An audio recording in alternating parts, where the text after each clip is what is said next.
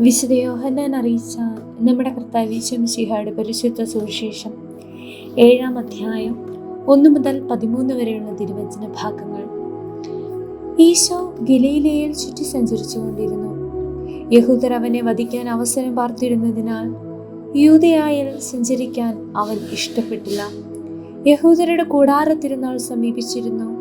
അവന്റെ സഹോദരന്മാർ അവനോട് പറഞ്ഞു, നീ ചെയ്യുന്ന പ്രവർത്തികൾ നിന്റെ ശിഷ്യന്മാർ കാണേണ്ടതിന് നീ ഇവിടം വിട്ട് യൂദയായിലേക്ക് പോവുക. പരസ്യമായി അറിയപ്പെടാൻ ആഗ്രഹിക്കുന്നവൻ രഹസ്യമായി പ്രവർത്തിക്കുകയില്ല. നീ ഇതെല്ലാം ചെയ്യുന്നെങ്കിൽ നീ ലോകത്തിന് വെളിപ്പെടുത്തുക. അവന്റെ സഹോദരന്മാർ പോലും അവനിൽ വിശ്വസിച്ചിരുന്നില്ല. ഈശോ പറഞ്ഞു, എന്റെ സമയം ഇതുവരെയും ആയിട്ടില്ല. നിങ്ങൾക്കാകട്ടെ എപ്പോഴും അനുകൂലമായ സമയമാണല്ലോ.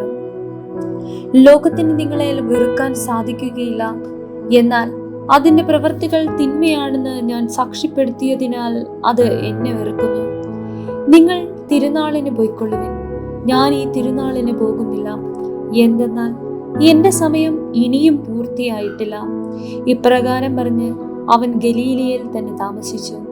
എന്നാൽ അവന്റെ സഹോദരന്മാർ തിരുനാളിന് പോയതിനു ശേഷം അവനും പോയി, പരസ്യമായല്ല, രഹസ്യമായി.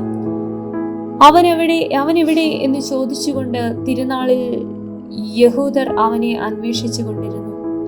ആളുകൾ അവനെ പറ്റി രഹസ്യമായി പലതും പറഞ്ഞിരുന്നു. അവനൊരു നല്ല മനുഷ്യനാണ് എന്ന് ചിലർ പറഞ്ഞു. അല്ല, അവൻ ജനങ്ങളെ വഴിപിഴപ്പിക്കുന്നു എന്ന് മറ്റു ചിലര്. എങ്കിലും യഹൂദരെ ഭയന്ന് ആരും അവനെ പറ്റി പരസ്യമായി ഒന്നും സംസാരിച്ചില്ല.